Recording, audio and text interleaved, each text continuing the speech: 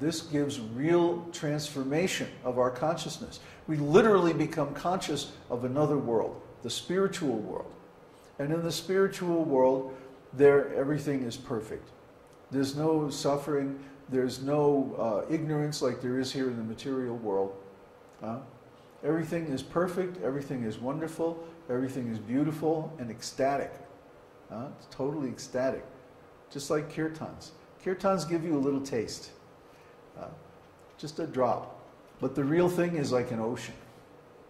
So we invite you to participate in that ocean. We invite you to jump into that ocean and swim forever with Krishna and all of his friends like that. And how do we do that? By chanting his holy name. Chanting his holy name, dancing in ecstasy. It's stated here in the Gurvashtakam that we just chanted a minute ago. The second verse. Chanting the holy name, dancing in ecstasy, singing and playing musical instruments, the spiritual master is always gladdened by the Sankirtan movement of Lord Chaitanya Mahaprabhu. Because he is relishing the mellows of pure devotion within his mind, sometimes his hair stands on end, he feels quivering in his body, and tears flow from his eyes like waves. I offer my respectful obeisances unto the lotus feet of such a spiritual master. So our spiritual master, Srila Prabhupada, is like that. And we're endeavoring to follow in his footsteps. But none of that is going to help you unless you partake, unless you absorb, unless you participate in this process. So, the first step of that process is hearing. Shravanam, Kirtanam, Vishnu Smaranam, Padasevanam, like that. There are 9 processes of devotional service, and the first one is hearing. Unless we hear nicely, shrinu, participatory hearing, where we ourselves try to duplicate the message that is being delivered. And if we don't hear like that, we won't get it. But if we hear nicely, then we can duplicate that message, and the next step is kirtanam, shravanam, kirtanam, Vishnaho, smaranam, then remembering the Lord. So, by hearing and duplicating the message, then we can repeat it, kirtanam, and chant, and in that way we can remember Krishna always. This is the perfection of life. So, in the beginning, Bhishma says, please hear from me. Shrunu. But what do we want to hear? Papa bhayapaham. That which destroys all the reactions to sinful activities. Papa means sins. And bhaya means destroys. Apaham means reactions. So, Shrinu Papa bhayapaham. Hear that which destroys all reactions to our past sins. Now, as I pointed out in the podcast, the very fact that we are here in the material world means that we have sinful activities. The reaction to sinful activities is this material body. So if we have a material body, then we know we have some sinful reactions that we need to overcome. Nobody here is perfect. Nobody here is pure, except maybe the eternal associates of the Lord. They come from time to time to deliver his message, like Srila Prabhupada.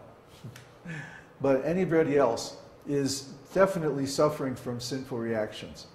So how do we get rid of those sinful reactions?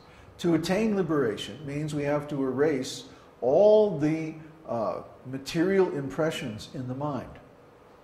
And the way that we do that is by constant hearing and chanting of the holy name. Viṣṇusahasranāma is one form of the holy names, and it's a form that's specifically made for beginning devotees who have material issues, material problems to overcome. Specific result of chanting Viṣṇusahasranāma is relief from all material problems. It's stated at the end of the Viṣṇusahasranāma in a section called Phala Shruti. What are the results of chanting this mantra? And the results are given that a Brahmana attains complete Vedic knowledge. A Kshatriya attains victory over his enemies. A Vaishya attains profit and affluence. And a Shudra attains release from all his lamentations. Huh? Well, yeah, sense enjoyment. But if we are desiring sense enjoyment, that means we're not on the highest platform. Still, Viṣṇusahasranāma gives us the object of our desires, whatever they are. So we have to be careful what we desire because we're going to get it. If we desire something that's very much entangling, then that can delay our liberation from material existence.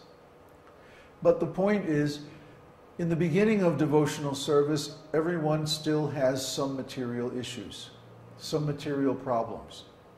Until someone attains liberation and they don't care anymore about material things, they will always have some material desire, some material issues to solve. Whatever those are, Viṣṇusahasranāma will take care of that. That's what it's for. And in the process, by chanting the holy name of the Lord, we accrue tremendous pious activities. It's really almost incomprehensible how powerful the holy name of the Lord is. Lord Chaitanya Mahaprabhu states that, "Oh my Lord, your holy names are so powerful because you have invested all your potencies in them. And there aren't even any hard and fast rules for chanting these holy names." If you look at the different Vedic sacrifices and ceremonies, there's strict rules for all of them. You have to have taken bath, you have to be clean, you have to be have tilak, you have to have chanted achaman mantras, you have to have initiation by a bona fide spiritual master, you have to get up at a certain time, you have to perform so many ritual activities at a certain time and like that. But the holy names aren't like that. The holy names don't require any ritual qualifications or scriptural purity or even initiation or anything to be effective. You simply chant them, and because they contain all of Krishna's potencies, you get the result. I can't stress this enough. How the holy name is completely independent of what we normally understand of as religious principles, rules and regulations, and like that. The holy name is completely powerful just on its own. And we don't even have to chant a particular mantra. If we just say Krishna, Krishna, or Ram, Ram, Ram, that's enough. Why? Because when we call Krishna, Krishna is there. I mean, Krishna is everywhere anyway. But normally we forget about his presence. When we chant the holy name, then we remind ourselves of his presence and we begin to become conscious of our eternal relationship with him. The thing about it is, as soon as we approach him, he approaches us also. And when we're in his presence, well, there's just nothing like being in God's presence. There's nothing so wonderful, so beautiful, so ecstatic. So this is what everybody wants. Everybody wants a relationship with a perfect person. Everybody wants eternal, unconditional love. The problem is we're looking in the wrong place for that love. We're looking in this material world. And we're not going to find it here because it can't exist in the material universe. That kind of love can only exist in the spiritual world. And that's where Krishna is. Krishna is always there in the spiritual world, surrounded by all of his friends and the cows and the beautiful forest of Vrindavan. That's Krishna. So we should understand that wherever Krishna's name is, Krishna is also there. And wherever Krishna is, also Vrindavan is there.